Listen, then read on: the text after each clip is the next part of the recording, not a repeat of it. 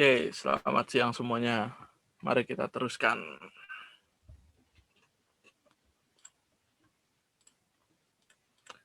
Apa namanya?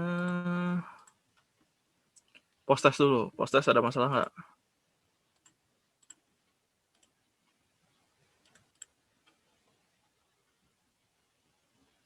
Kak, tadi ada Ya. nomor 6, Kak. Ini nggak bisa ngerjain.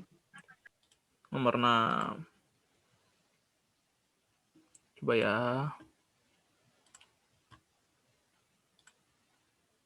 Kenapa nomor 6? Siapa yang nanya tadi? Esther, Kak.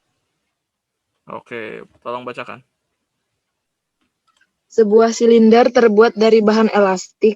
Penampang silinder memiliki jari-jari 1 cm dan panjang 20 cm. Tetapan elastik silinder itu 0,8 Newton per meter. Jika bahan itu dilubangi dengan lubang berupa silinder pula yang sumbu silinder itu dengan jari-jari lubang 0,5 cm, tetapan elastik silinder dengan lubang berupa silinder pula yang memanjang sumbu silinder itu dengan jari-jari lubang 0,5 cm. Tetapan silinder dengan lubang itu adalah... Oke. Ini prinsipnya gini aja. Mau dilubangin mau nggak dilubangin, itu modulus Young-nya tetap sama. Jadi, misalkan ini keadaan 1, ini tanpa lubang. Lalu yang keadaan 2 dengan lubang.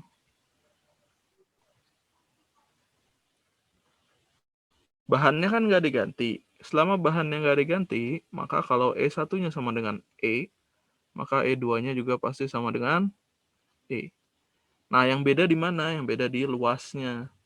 Kalau yang ini luasnya sama dengan Pi R kuadrat. Yang ini luasnya, ini R luar ya.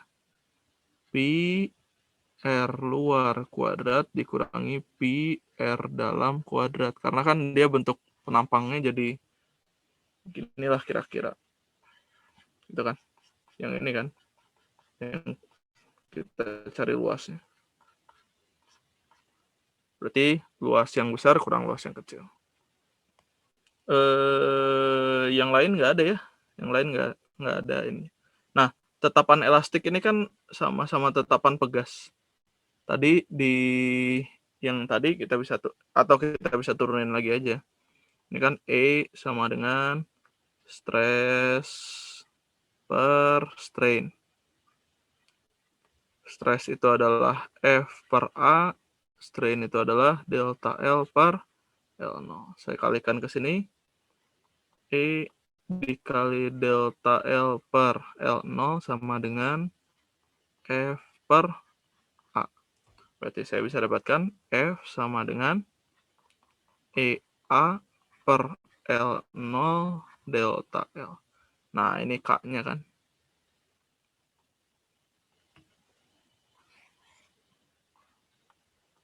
Gitu ya. Ya udah, berarti sekarang tinggal kita bandingkan K1 banding K2 aja. Jadi K1 banding K2 artinya EA per L0 keadaan 1 banding EA per L0 keadaan 2. Modulus elastisnya sama, panjangnya nggak dibilang diganti ya. Berarti panjang awannya sama. Berarti tinggal A1 per A2. Berarti K1 per K2, A1-nya adalah Pi R luar kuadrat, A2-nya, ini Pi-nya saya keluarin, R luar kuadrat min R dalam kuadrat. Gitu ya. Berarti R luar kuadrat per R luar kuadrat min R dalam kuadrat. Satuannya udah sama-sama semua ya. Sentimeter kita masukin aja. Berarti K1 per K2 sama dengan 1 kuadrat per 1 kuadrat minus 0,5 kuadrat. Berapa nih? 1 per 0,5 kuadrat berapa?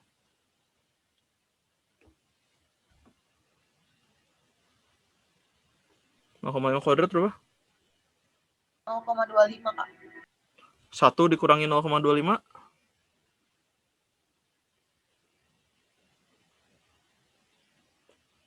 1 dikurangi 0,25 berapa?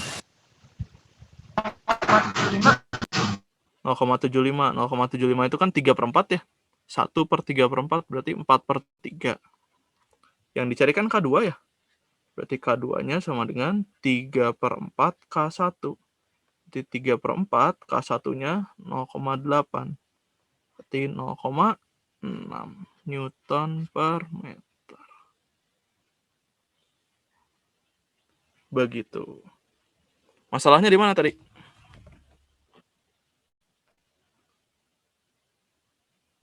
Siapa yang nanya Esther tadi ya? Masalahnya di mana?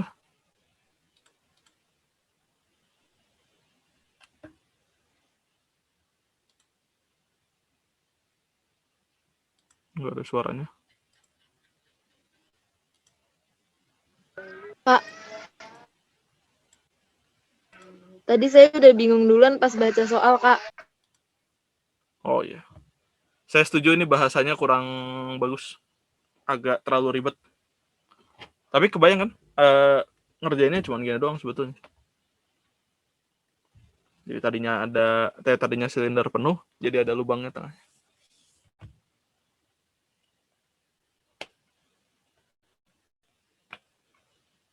Makasih, Kak.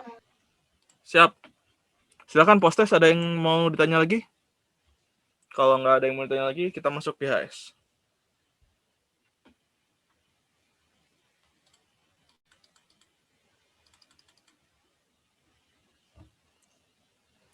Oke, saya clear ya.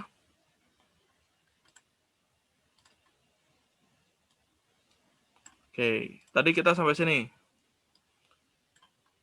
Nah, sekarang saya mau ngeliatin dulu soal si persamaan simpangan ini. Kenapa jadi Y sama dengan asin omega T plus theta 0. Oke, saya akan masuknya dari gerak melingkar beraturan.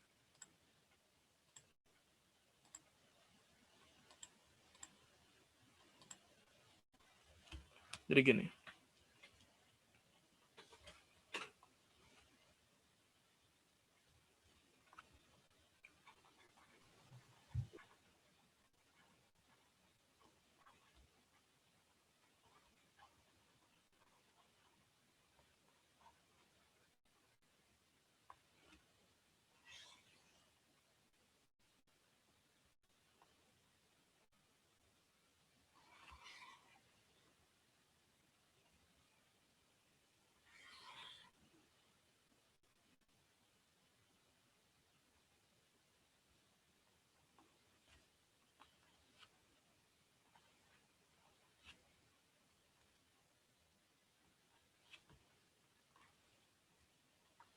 Nah, misalkan lingkaran ini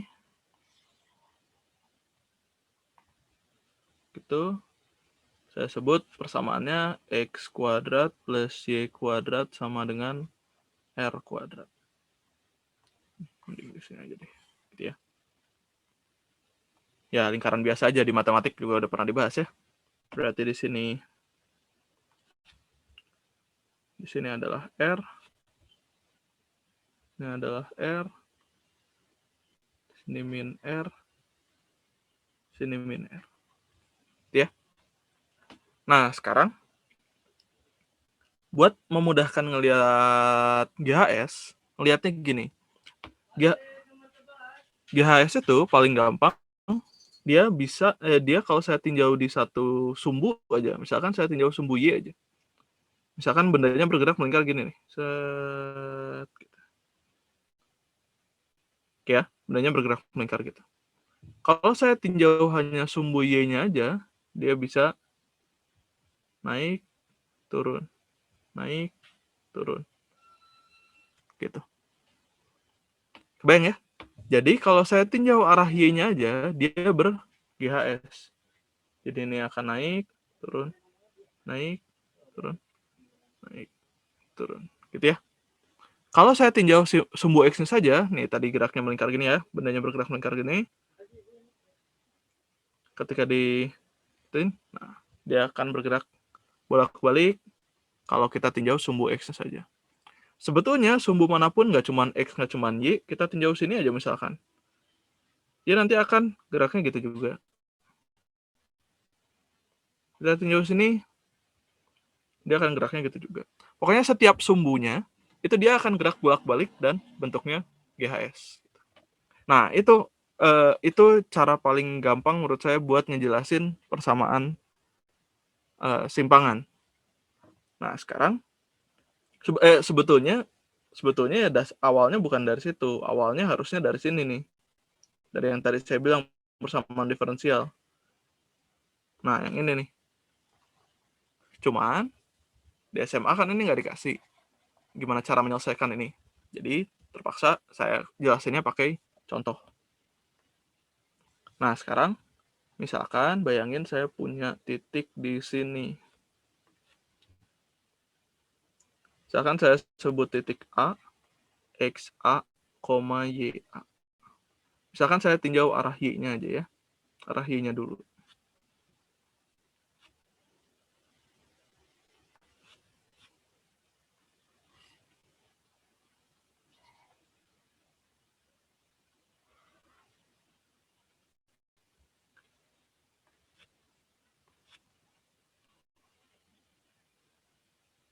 Nah, perhatikan segitiga OAB. Ini misalkan saya sebut theta.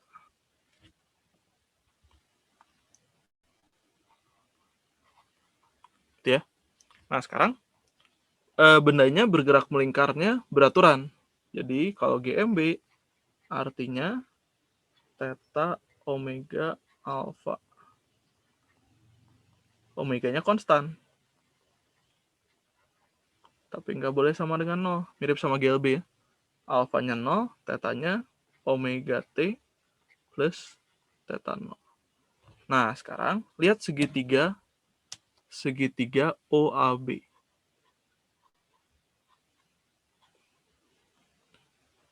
Bisa terima nggak kalau saya pengen sinus theta itu sama dengan AB per OA.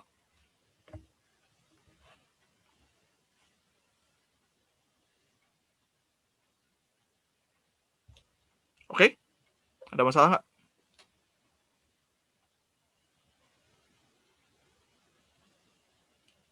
Enggak, Kak. Nggak ya? Berarti saya bisa tulis AB itu sama dengan OA sin theta. Ya? Lihat AB ini sama dengan YA. OA itu sama dengan jari-jari lingkaran. Sinus θ. Θ-nya adalah omega T plus theta. Sampai situ nyambung nggak?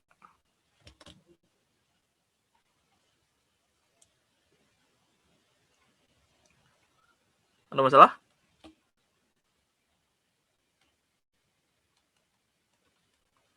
Nggak ada ya? Nah, ini jadi ya udah berarti kalau kita tinjau arah Y-nya aja kan dia GHS. Nah, berarti ini dong persamaan simpangannya gitu.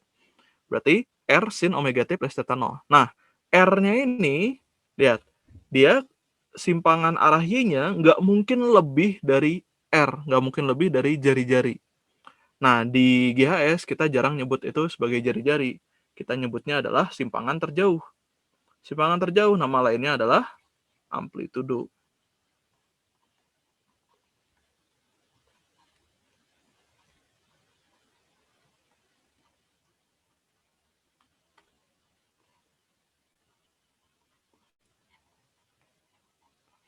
Gitu. Oke ya.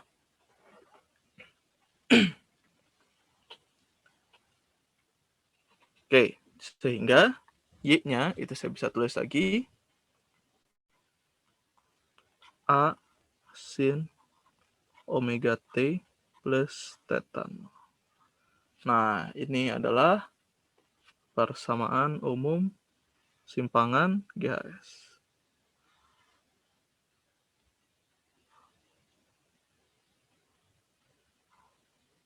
Nah, kita punya posisi, kalau menghitung percepatan gimana caranya?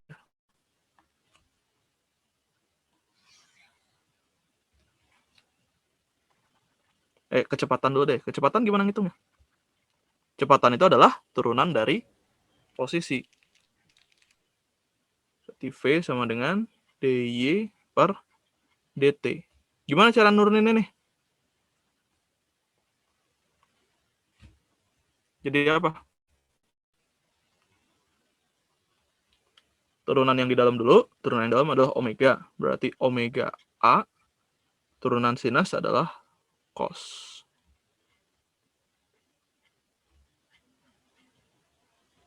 Gitu. Ini adalah persamaan kecepatan.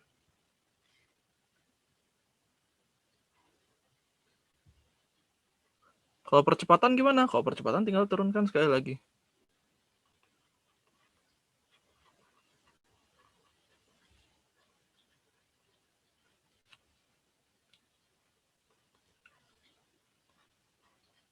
Itu. Berarti A-nya turunkan sekali lagi dari sini. Berarti turunan yang dalam dulu omega. Berarti omega kali omega adalah omega kuadrat. A turunan cos adalah min sin.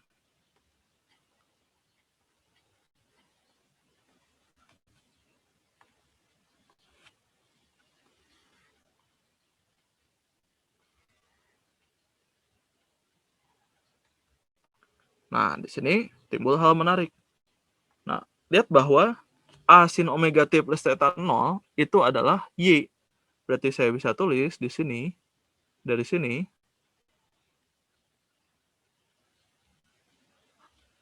A-nya itu sama dengan minus omega kuadrat Y. Yang mana ini memenuhi syarat tadi.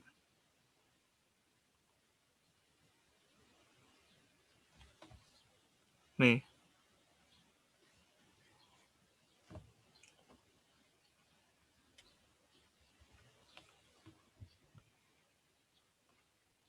Gitu. Nah, ini. Makanya ini jadi persamaan umumnya karena dia memenuhi ini. Sampai sini ada pertanyaan dulu nggak?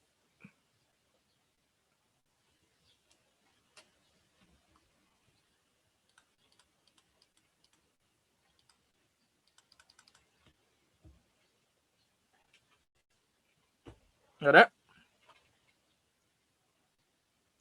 Belum ada ya? Oke, sekarang saya mau ngejelasin sedikit tentang omega hubungannya sama periode dan frekuensi. Oke, periode sama frekuensi itu apa sih? Periode itu adalah waktu yang dibutuhkan untuk satu getaran. Satu getaran maksudnya gimana? Dia dari, misalkan dari titik setimbang ke atas, ke bawah, kembali ke titik setimbang. Atau mau kanan kiri misalkan. Dari titik setimbang ke kanan, ke kiri, kanan maksimum, kiri maksimum, balik lagi ke titik setimbang. Itu satu getaran. Kalau misalkan dari kanan maksimum berarti ke titik setimbang, ke kiri maksimum, titik setimbang lagi ke kanan. Nah, itu satu getaran. Waktu untuk menempuh gerakan itu kita sebut namanya periode. Lambangnya T. Satuannya sekon. Temannya periode adalah frekuensi. Kalau frekuensi apa? Kalau frekuensi banyaknya getaran.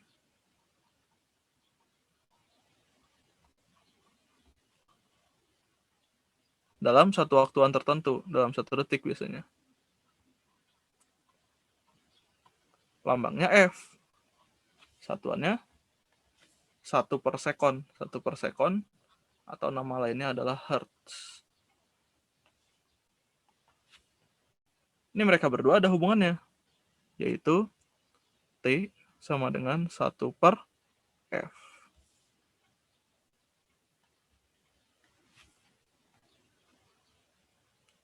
Nah, hubungannya sama omega apa? Sekarang balik lagi lihat ke yang GMB.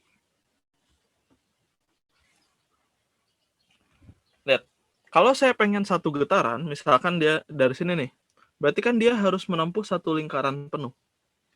Atau kalau misalkan dari sini nih, dia kan harus menempuh satu lingkaran penuh untuk satu getaran.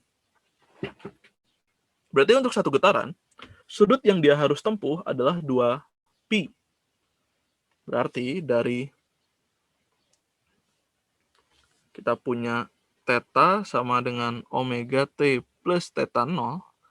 Kalau dia berangkatnya dari posisi sudut awalnya 0, setelah dia menempuh 2pi radian, maka waktunya adalah 1 periode. Maka omeganya kita bisa sebut sama dengan 2pi per T. 1 per T adalah F. Berarti ini sama dengan 2pi F.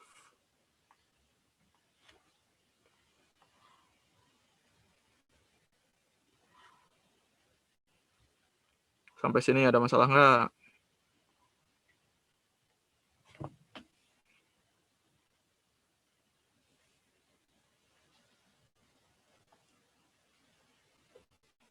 Nggak masalah?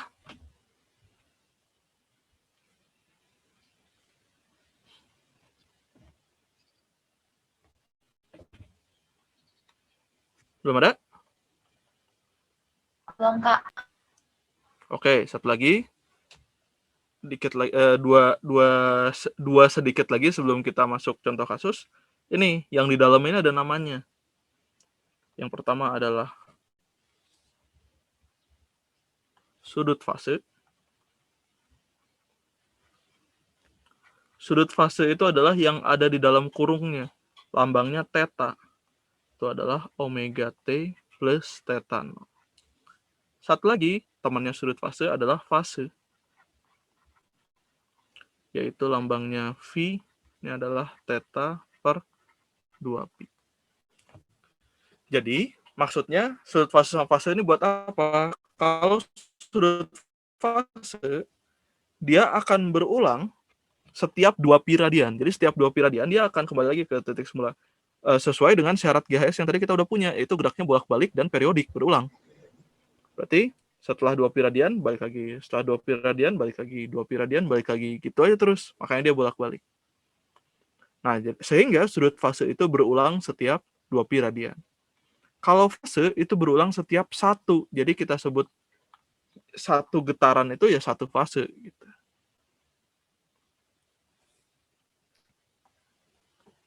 Silakan kalau ada pertanyaan. Kalau nggak ada, kita masuk contoh kasus.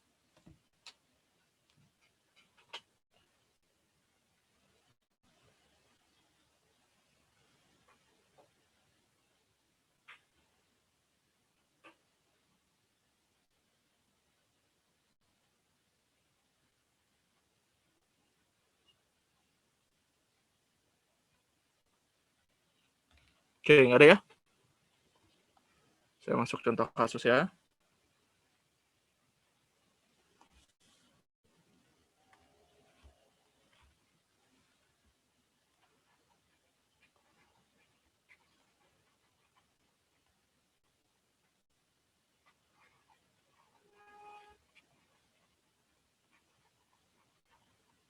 Sistem pegas massa.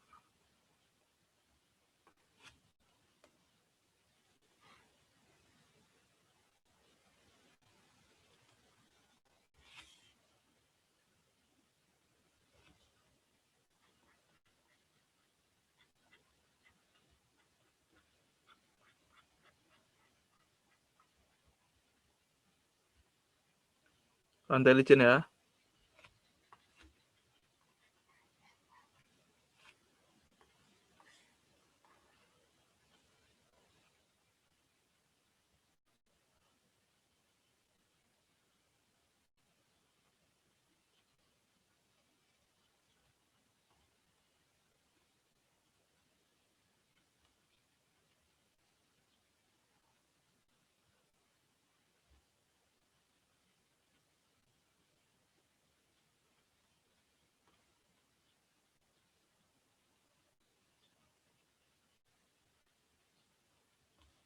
Ya.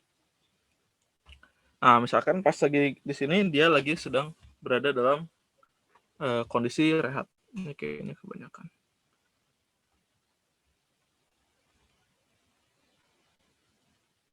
Ya, dia lagi rehat. Artinya pegasnya tidak teregang dan tidak memendek dan tidak memanjang. Nah, terus oleh gaya luar ditarik sampai dia di sini. Awalnya di sini, ditarik sampai dia di sini.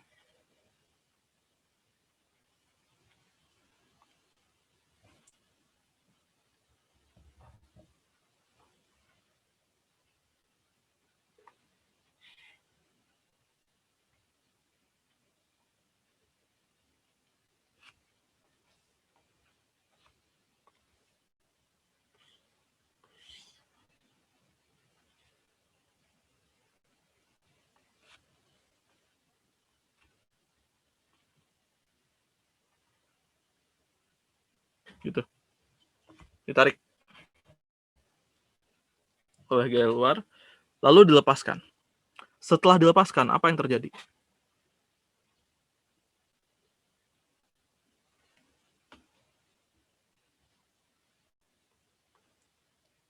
Apa yang terjadi setelah dilepaskan?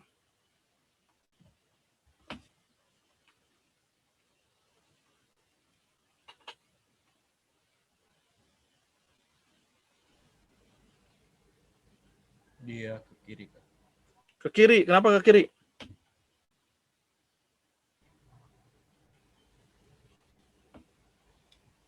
Karena ada pegas. Karena ada pegas, ketarik sama pegasnya gitu ya. Misalkan yang ini saya sebut delta X-nya 0. Lalu ditarik sampai, nah ini ketika dia ditarik sampai sini, lalu dilepaskan, ketika kembali lagi ke sini nggak mungkin lebih dari ini. Kita sebut makanya ini adalah simpangan terjauh. Maka delta X-nya sama dengan amplitudo. Nah, misalkan di suatu titik ya,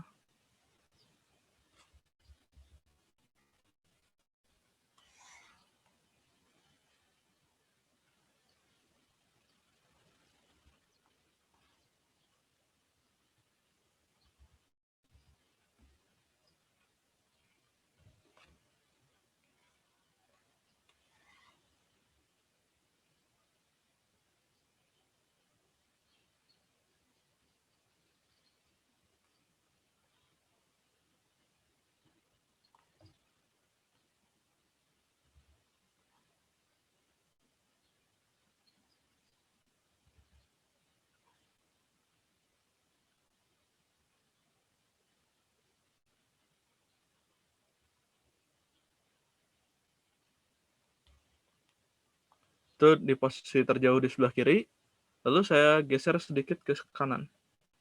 Maksudnya di suatu posisi di sini yang saya nggak tahu di mana. Nah, kita tinjau. Maka dia akan, sebelum situ, di titik tengahnya dulu, di awalnya dulu, gaya yang bekerja itu kan ada gaya berat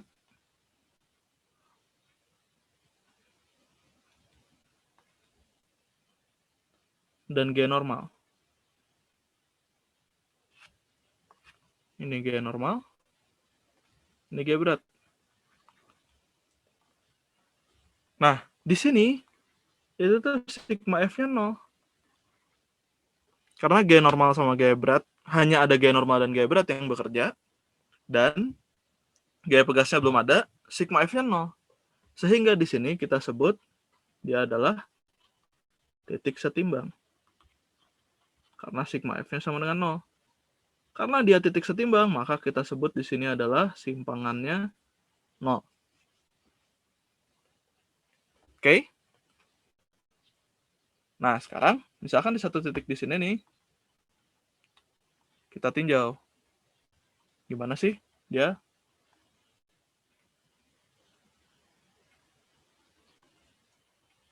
Keadaannya di situ. Nah, di sini, ntar dulu ganti dulu warnanya, jangan sama. Ini aja ya, biru aja ya. dia akan dapat selain gaya berat dan gaya normal, dia akan punya gaya pegas yang arahnya ke sini.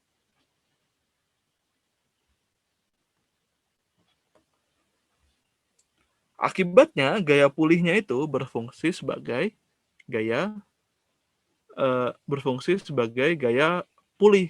Gaya pegasnya itu berfungsi sebagai gaya pulih. Berfungsi sebagai restoring force. Kalau kita tinjau sigma F sama dengan M kali A, lihat yang di sini, arah gaya pegasnya itu lagi melawan simpangan yang ada di kiri. Gitu. Lagi gimana ya ngelihatnya ya? Simpangannya kan ke kiri. Nah, gini aja. Gaya pegasnya ke kanan. Berarti kita tulis gini nih. Gaya pegas sama dengan M kali A. Sementara simpangannya itu lagi ada di kiri. Berarti saya harus tulisnya K. Oh, sorry dulu. Ini K delta X saja dulu ya. Sama dengan M kali A. Nah, sekarang hubungan delta X sama simpangan aja dulu. Bisa terima nggak bahwa delta X-nya itu pasti sama dengan simpangan?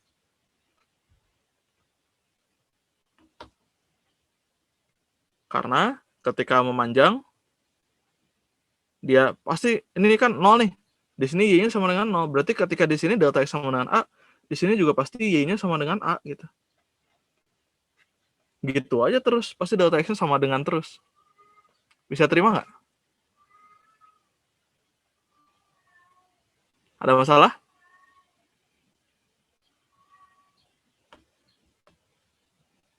Ada masalah nggak? Enggak, Kak. Nggak ya? Nah, karena ini lagi ada karena gaya pegasnya melawan simpangan, berarti ini saya kasih minus Kak. gitu. Ya. Yang delta X sama dengan Y itu yang mana, Kak? Sekarang gini, ketika misalkan saya ada simpangan nih, delta X sama dengan Y itu selalu berlaku karena pas di titik setimbang itu kan delta X-nya sama dengan 0. Berarti Y-nya sama dengan 0. Berarti ketika dia gerak aja gitu, simpangannya berubah, pasti simpangannya akan sama terus sama pertambahan panjang pegasnya gitu. Kebayang nggak? Misalkan ketika di amplitudo nih, delta X-nya sama dengan amplitudo. Simpangannya juga sama dengan amplitudo. Maka delta X sama dengan Y itu selalu berlaku di semua titik. Karena begitu nggeser dikit, set, ya udah delta X-nya segitu. Misalkan di sini nih. Misalkan segini nih. Delta X-nya segini. Simpangannya segini juga gitu. Kebayang nggak? Bisa terima nggak maksudnya? Oke?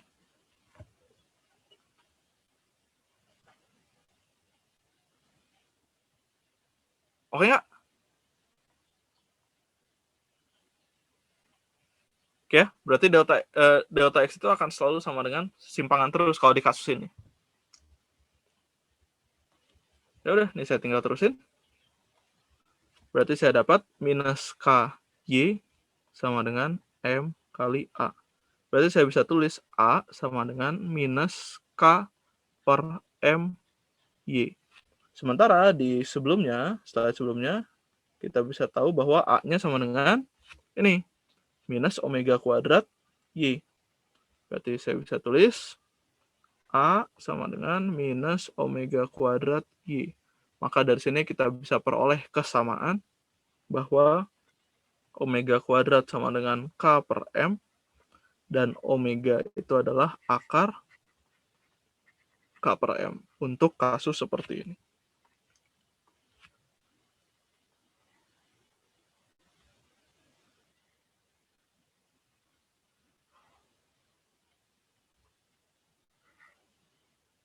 Sampai sini ada masalah nggak?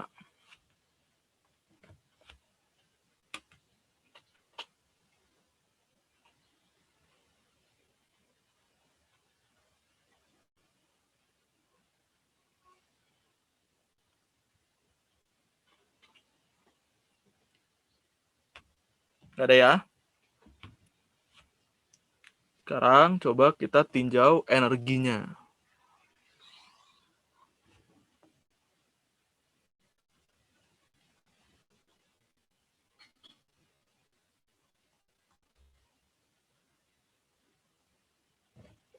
Nah, energi mekanik itu kan energi potensial ditambah energi kinetik. Energi potensial yang kita punya di sini energi potensial pegas.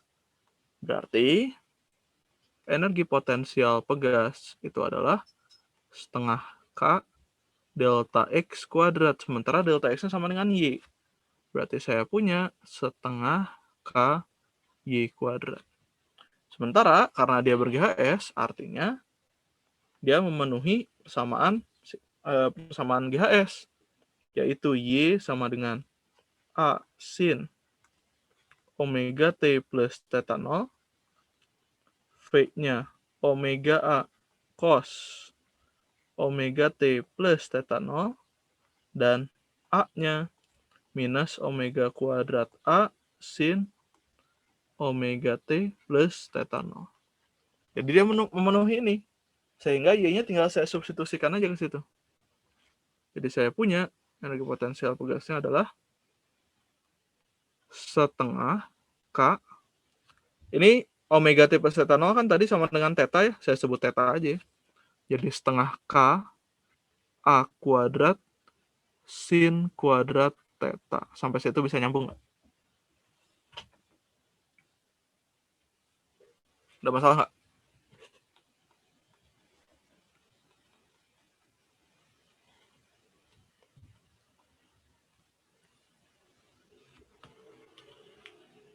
Ada masalah? Nggak ada?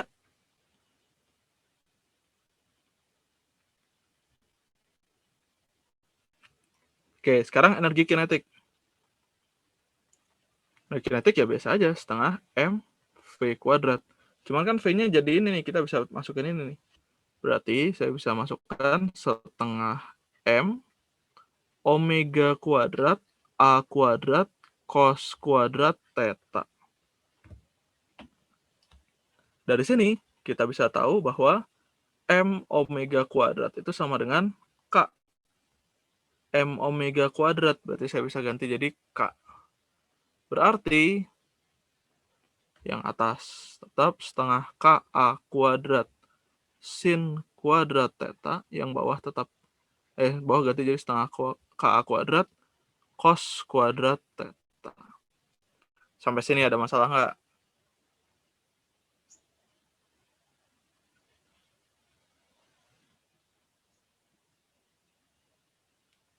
Nggak ada ya? Terus saya jumlahkan.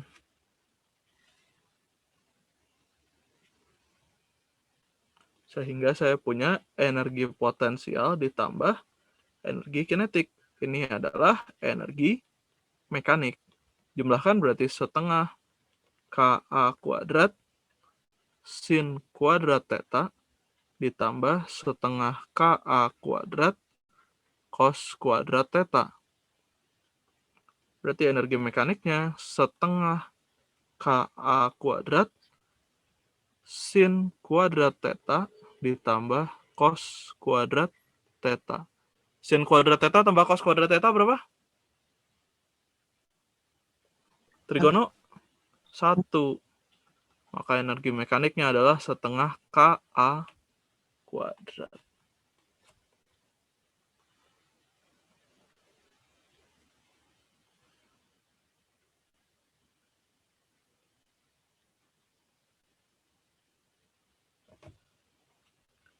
Nah, hubungannya apa? Hubungannya dengan yang ini, kita bisa ngelihat energi kinetik dan energi potensial maksimum. Yaitu, ketika di titik setimbang, saya ngelihatnya di titik setimbang dan simpangan terjauh. Ketika di titik setimbang, artinya Y-nya kan sama dengan 0. Kalau Y-nya sama dengan 0, artinya energi potensialnya minimum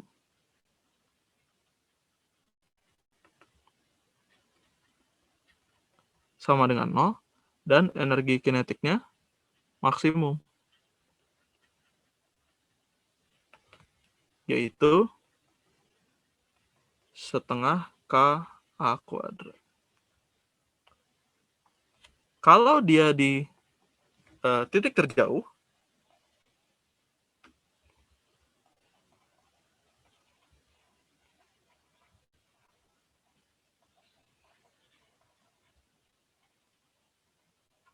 artinya Y-nya sama dengan A, maka energi potensialnya maksimum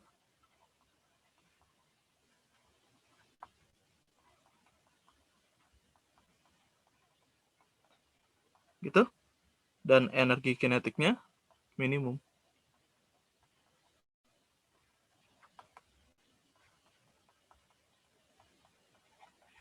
Begitu.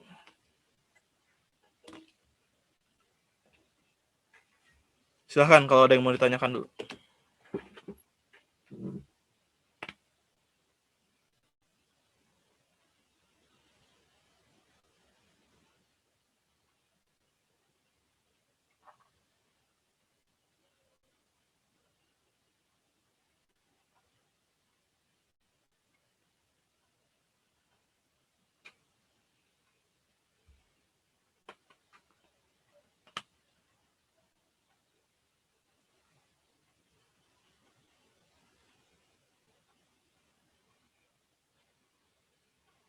Nggak ada yang mau tanyakan?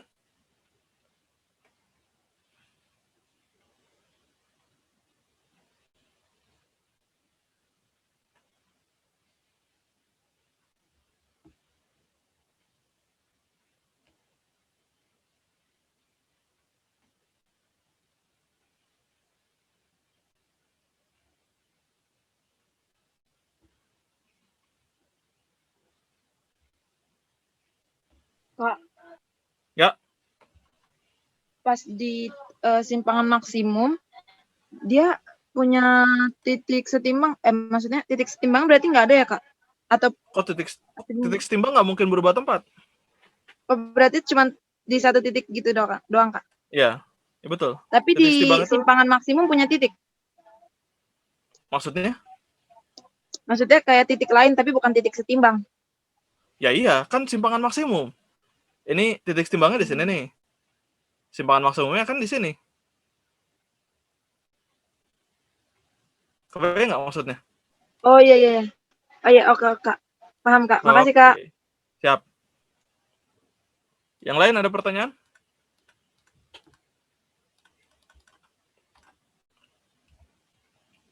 Nah, ini juga yang kalau dia GHS, karena tidak ada redaman, artinya energi mekaniknya konstan. Berarti setelah saya tarik sampai ke sini ini, sampai ke amplitudo ini, lalu dia bergerak ke kiri, ketika dia balik ke kanan, dia pasti balik lagi ke tempat ini lagi. Ke tempat yang amplitudo lagi. Nggak bisa lebih, dan nggak kurang kalau nggak ada redaman.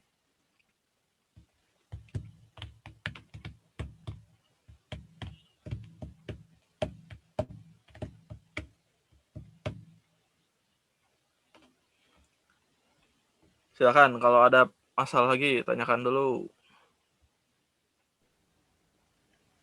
Itu EK maksimum sama dengan EP maksimum ya, Kak? Iya kan sama dengan energi mekanik dong. Kan energi mekanik itu kan energi potensial tambah energi kinetik.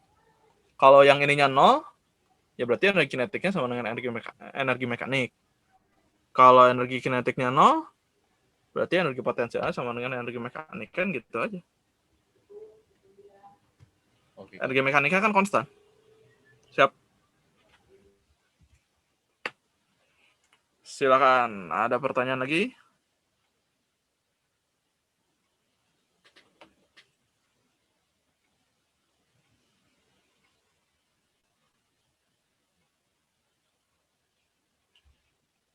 Kalau nggak ada, saya masuk ke kasus satu lagi, yaitu kasus Bandul.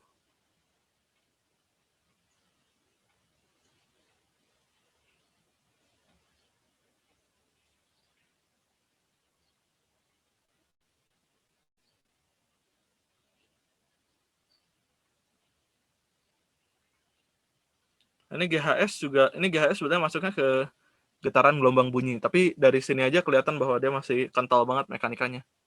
Ya karena memang kita ngebahas geraknya. Ya gerak ya pasti ngebahasnya mekanika.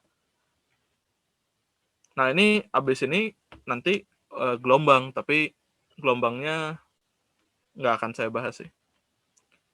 Sampai GHS dulu. Ini GHS kenapa menarik juga karena pendek, materinya cukup pendek, tapi banyak banget yang bisa diobrak-abrik. Salah satunya saya lupa ada yang nanya waktu itu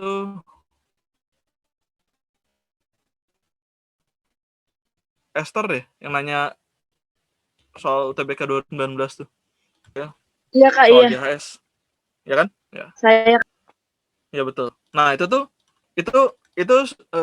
UTBK 2019 yang GHS itu bagus soalnya ada beberapa, jadi nggak cuma satu, jadi dia punya satu soal tapi beberapa yang ditanyain, nggak cuma satu itu.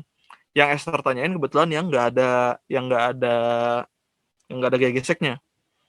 Nah ada satu soal lain yang kayak gini, kasusnya sistem pegas massa kayak begini tapi ada gegeseknya. Kalau misalkan ada gegeseknya, ketika misalkan di kanan sejauh-jauhnya dia A di amplitudo, ketika dia nyampe ke sebelah kiri nggak mungkin sama dengan A sama dengan amplitudo juga dari sini ke sininya. Pasti lebih dekat ke titik setimbang karena energinya berkurang gitu. Nah, itu lumayan seru itu soal UTBK yang 2019 itu. Tapi maksudnya saya lupa persisnya daripada saya salah. Ntar aja coba kamu cari soal UTBK 2019 yang GHS. Banyak banget yang bisa diopreknya.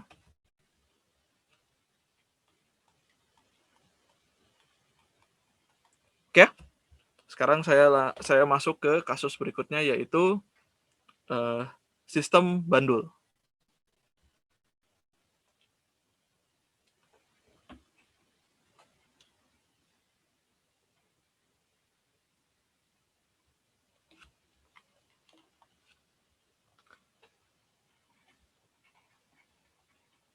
Nah, sebelum saya masuk bandul, saya perlu membuat asumsi terlebih dahulu. Yang pertama, kalau bandul kita pengen anggap sebagai GHS, yang pertama asumsinya adalah talinya sangat panjang.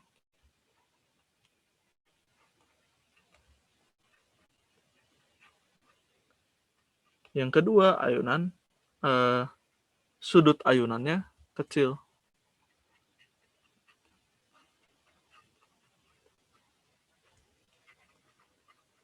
Kurang dari 5 derajat. Kenapa harus ada asumsi ini tali sangat panjang dan sudut ayunan kecil? Supaya kita bisa anggap bahwa bandul tersebut geraknya itu lurus. Sebetulnya kan nggak mungkin geraknya lurus. Pasti geraknya melingkar. Tapi bandingin saya punya misalkan saya punya ini nih. Pulpen ini. Dia misalkan getar begini. Ini kelihatan banget bahwa dia geraknya melingkar. Tapi kalau misalkan saya punya yang besar ya, sama aja panjangnya. Bentar, saya lagi nyari penggaris.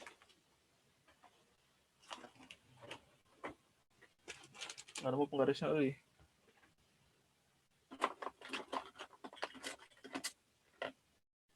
Tahu inilah, misalkan gini lah. Ini sama yang tadi ya. Ini kunci sama ini. Ketika dia gitu, kalau dia kecil ukurannya, pasti lebih kelihatan bahwa dia geraknya melingkar gitu. Gitu ya. Tapi kalau dia gede, dia panjang, bisa lebih kelihatan bahwa dia lebih lurus bawahnya gitu. Sehingga asumsinya harus dipenuhi bahwa talinya harus sangat panjang. Supaya makin mirip jadi gerak lurus dia. Sudut ayunan kecil udah jelas ya. Kalau sudut ayunannya besar, kelihatan banget bahwa dia bergerak melingkar. Tapi kalau sudut ayunannya kecil, gerakannya lurus. Soal asumsi ada masalah nggak?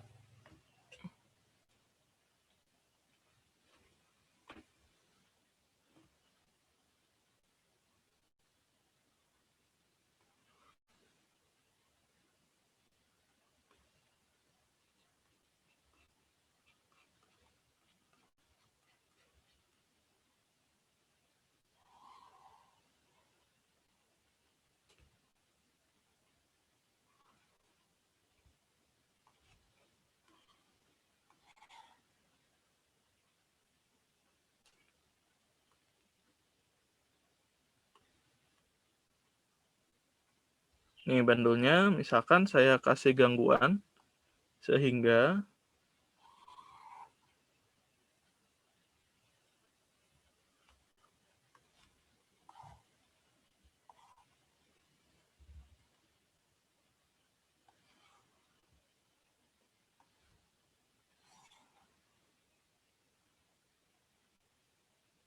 tuh. Oke, coba kita lihat ada gaya apa aja nih.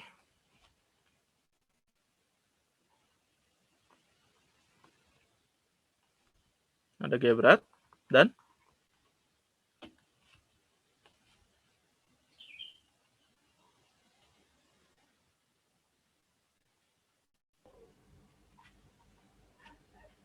itu yang tadi ya. Nah, ini kita uraikan dulu. Kalau misalkan ini saya sebut arah X, ini arah Y.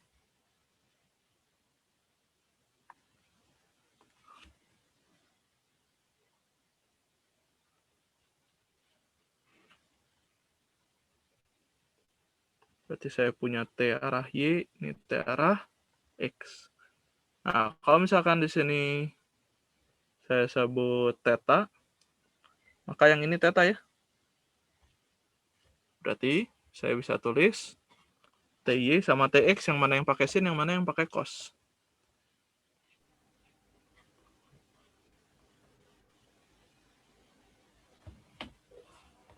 Yang mana? X cos. TX sin dong justru. Ini kan tetanya di sini. Sama dengan yang di sini nih. Berarti TY yang cos di sampingnya. TX-nya T sin theta. TY-nya T cos theta. Nah, kita anggap dia geraknya lurus hanya arah X saja. Berarti sigma FY-nya sama dengan 0. Berarti saya punya TY min MG sama dengan 0. Berarti T cos theta sama dengan MG. Atau saya bisa tulis T sama dengan MG per cos theta. Sampai sini ada masalah nggak?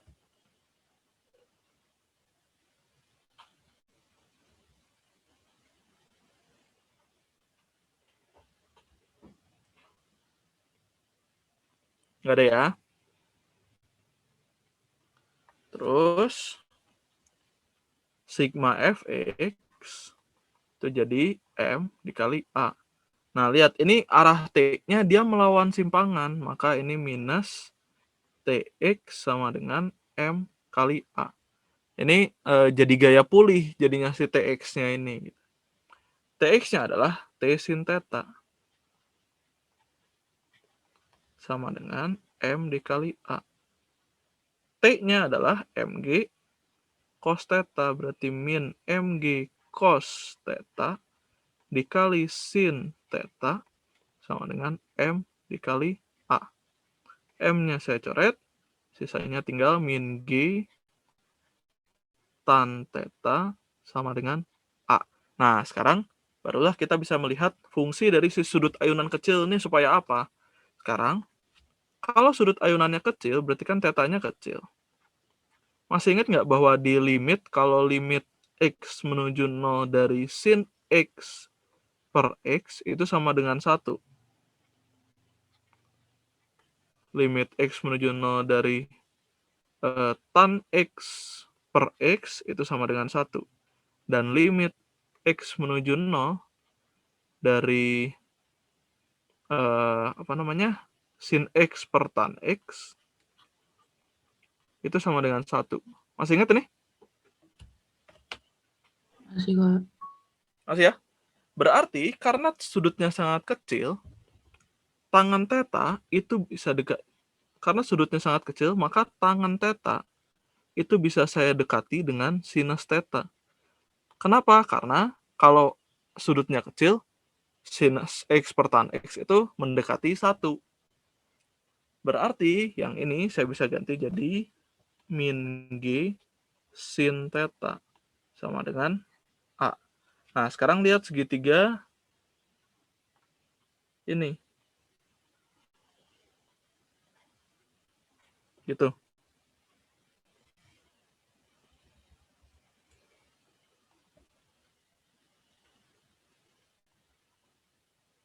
Gitu ya. Yang ini kan panjang tali. Yang ini simpangan. Bisa terima nggak sin theta sama dengan Y per L? Depan per... sorry. Enggak, ini langsung aja berarti. Nggak usah pakai sin theta. Yang ini nih. Sorry. Ini L. Ini Y. Gitu. Itu Y per L. Berarti sin theta sama dengan Y per L. Gitu. Bisa terima nggak?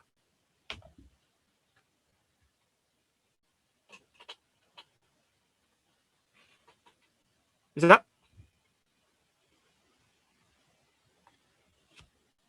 Berarti saya bisa tulis min G Y per L sama dengan A. Berarti A-nya sama dengan, di sini aja. Berarti A-nya sama dengan minus G per L Y. Sementara tadi di awal kita tahu bahwa A-nya minus omega kuadrat Y. Berarti kita bisa simpulkan, kalau sistem kayak begini, omega kuadratnya itu sama dengan G per L. Atau omega sama dengan akar G per L.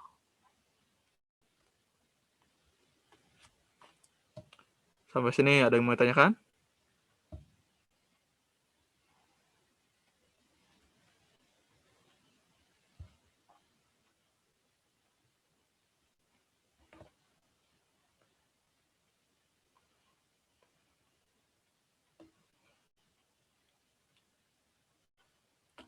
Nggak ada ya? Nah, sekarang yang bandul ini, kasus menariknya juga, gimana kalau ada bandul di dalam lift?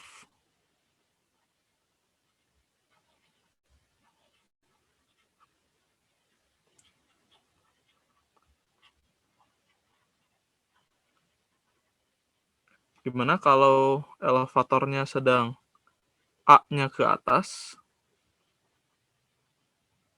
dan A ke bawah? Nah, kalau A-nya ke atas, maka omeganya itu jadi akar G plus A per L. Kalau A-nya ke bawah, akar G min A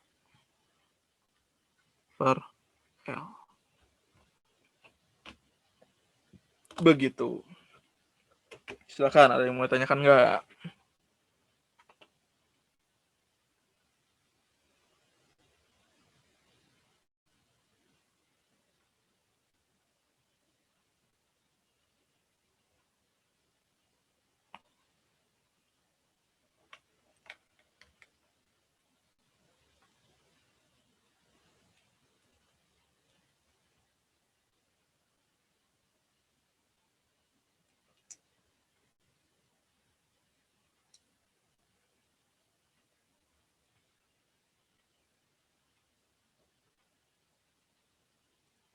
Kebayang nggak? Ngerti nggak?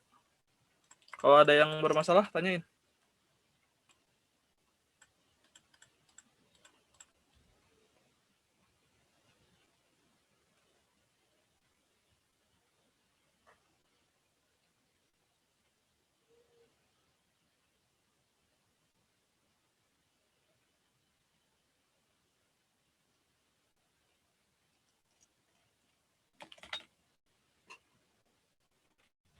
Sebentar, saya ganti.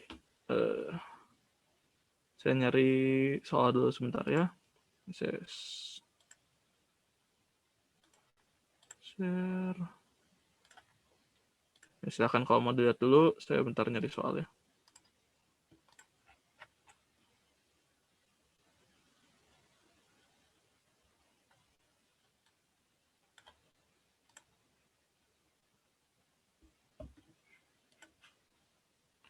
Kalau ada yang mau tanyakan, silakan ya.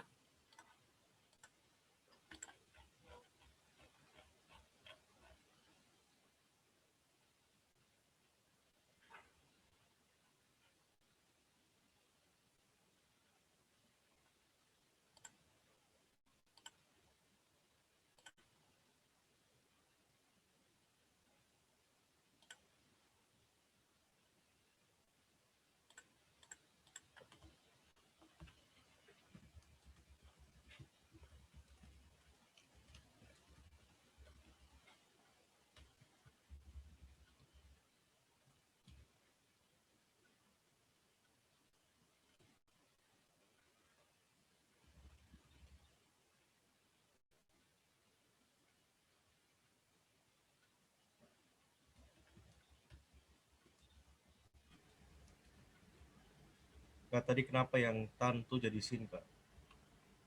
Karena sudut ayunannya sangat kecil. Karena sudut ayunannya sangat kecil, maka tan tetanya mendekati sin teta. Karena dari sini nih, kalau x-nya menuju 0, maka limit x menuju 0 dari sin x per tan x itu sama dengan 1. Dengan kata lain, kalau x-nya menuju 0, sin x-nya itu akan sama dengan tan x. Sehingga ini bisa diganti. Tan tetanya jadi sin teta. Dengan asumsi sudut ayunannya sangat kecil.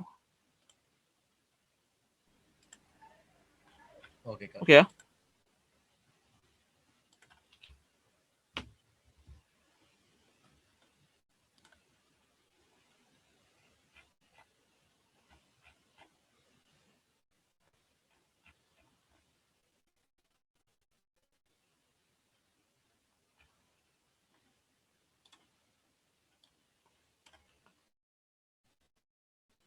Silakan kalau ada pertanyaan lagi.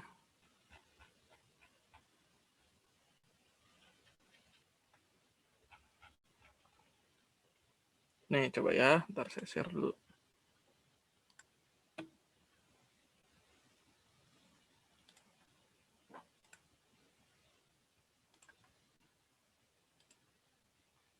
Nah, nih coba. Sebuah benda bermassa M dihubungkan dengan pegas, dengan konstanta pegas K. Sistem tersebut terletak pada bidang datar licin, dengan salah satu ujung pegas terikat pada dinding. Berarti persis yang tadi kasusnya ya. Massa lalu ditarik oleh gaya luar sejajar bidang datar sejauh 2P. Lalu dilepaskan pada T sama dengan 0, hingga massa bergerak harmonik sederhana. Oke, nah ini dulu nih. Energi kinetik minimum dan maksimum benda tersebut berturut-turut adalah. Gimana cara jawabnya?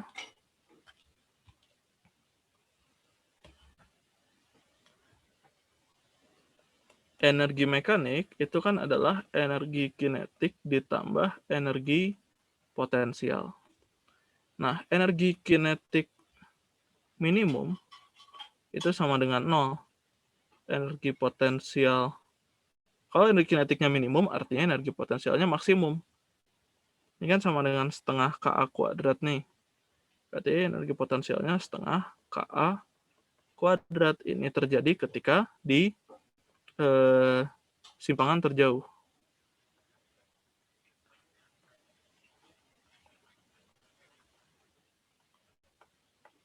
Satu lagi, kalau energi kinetiknya maksimum, berarti energi potensialnya minimum. Ini sama dengan 0, ini setengah Ka kuadrat. Ini terjadi ketika di titik setimbang.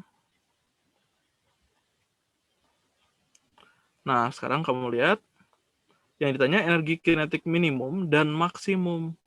Berarti minimumnya udah jelas 0. Minimumnya udah jelas 0, berarti yang ini nggak mungkin, yang ini nggak mungkin. Sisanya tinggal energi kinetik maksimum. Energi kinetik maksimumnya adalah setengah Ka kuadrat.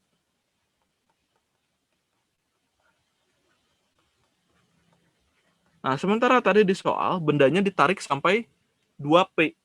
Berarti amplitudonya itu 2P. Berarti setengah K 2P kuadrat. Berarti saya punya setengah K dikali 4P kuadrat. Berarti 2KP kuadrat. Berarti jawabannya adalah yang C. Bisa terima?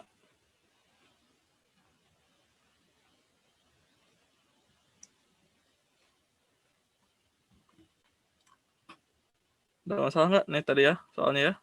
Terus jauh 2P.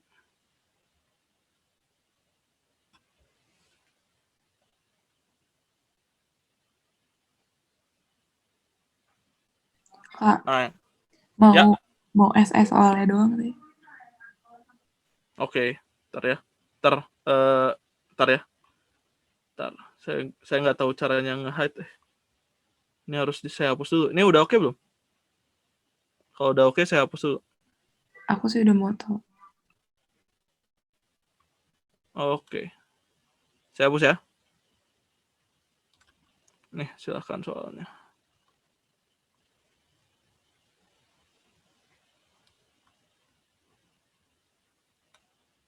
Nah, sekarang yang part B nih. Yang part B-nya, kelajuan benda tersebut saat besar simpangannya 1,5 P. Artinya,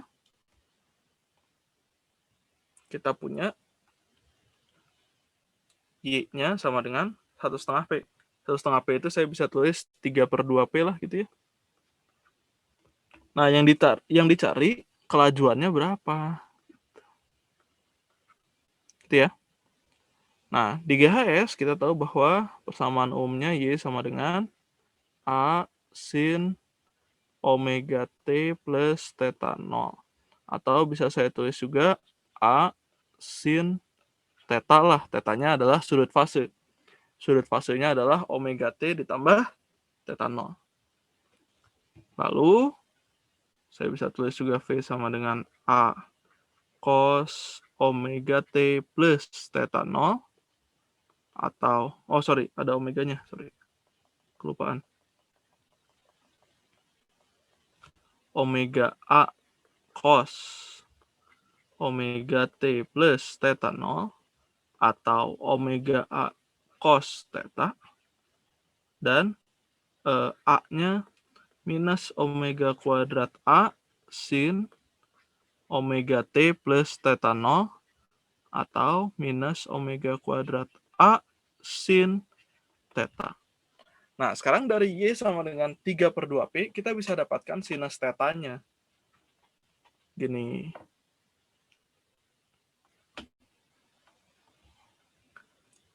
Y sama dengan 3/2P. Sementara Y-nya kan sama dengan A sin theta. Sementara A-nya itu 2P. Berarti 2P sin theta sama dengan 3/2P. P yang saya coret. Berarti sin theta-nya adalah 3/4. Kalau sin theta-nya 3/4, berarti cos theta-nya berapa dong? Gimana caranya? Paling gampang, gambar segitiga aja. Kalau ini siku-siku, ini theta, sin theta-nya 3/4. Kalau ini 3, ini 4, sin theta-nya kan 3/4 ya. Berarti yang ini berapa nih? 5. Kenapa 5? 5 mau kalau gini. Iya, 3, 4, 5. Betul. Kalau gini? 7. Berapa? Akar 7. Akar 7 ya. Akar 7 dong. Kan 16 dikurangi 16 kurang 9 ya. 4 kuadrat dikurangi 3 kuadrat. Berarti 16 kurang 9. 7 diakarin. Berarti cos theta-nya berapa dong?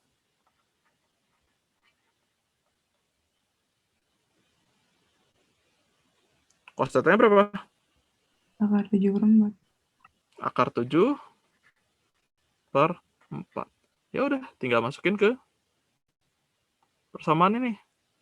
V sama dengan omega A cos theta. Berarti omega A-nya adalah 2P, cos theta-nya adalah akar 7/4.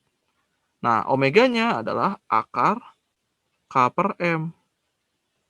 2-nya saya coret, ini 2, berarti P akar 7/2.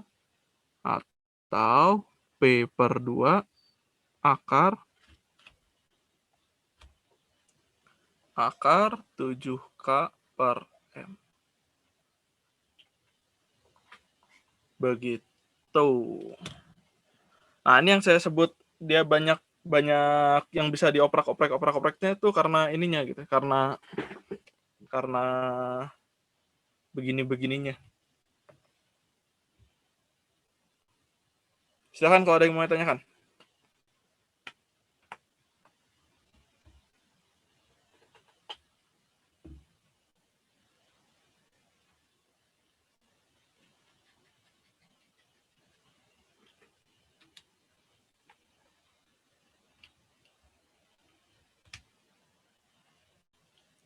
Nanti abis ini kan bahas TO ya. Siapin soal ya, siapin soal seperti biasa ya. Siapin nomor berapa aja yang mau ditanyakan. Oke, Kak. Oke, Kak. Siap. Masih 4 menit lagi sih. Ini. Silakan kalau ada yang mau ditanyakan soal GIS. Nih kalau udah saya clear, mungkin kalian bisa lihat di yang catatannya, mungkin kali ada yang bingung. Silakan ya. Nih misalkan atau yang sebelum ini.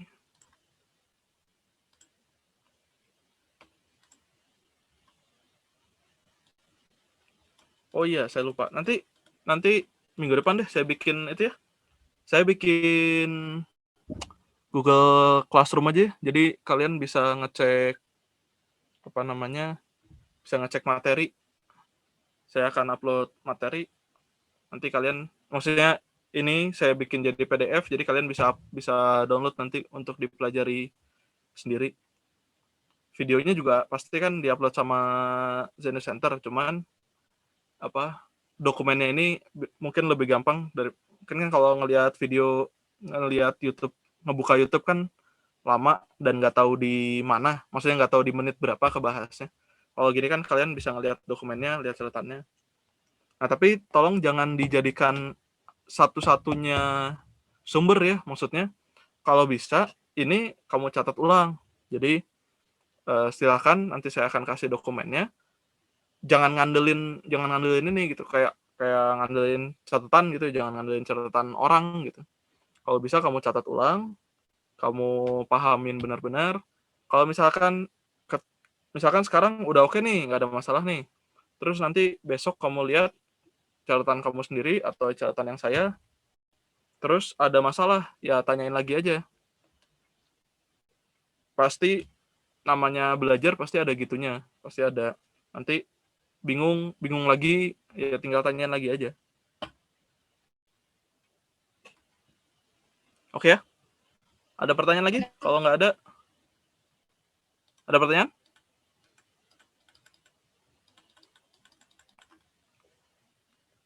Kalau nggak ada, saya tutup dulu ya. Sebentar, ini saya stop share. Oke, sekian pertemuan kita hari ini. Nanti kita ketemu lagi jam berapa? 2:30 ya? Buat bahas TO.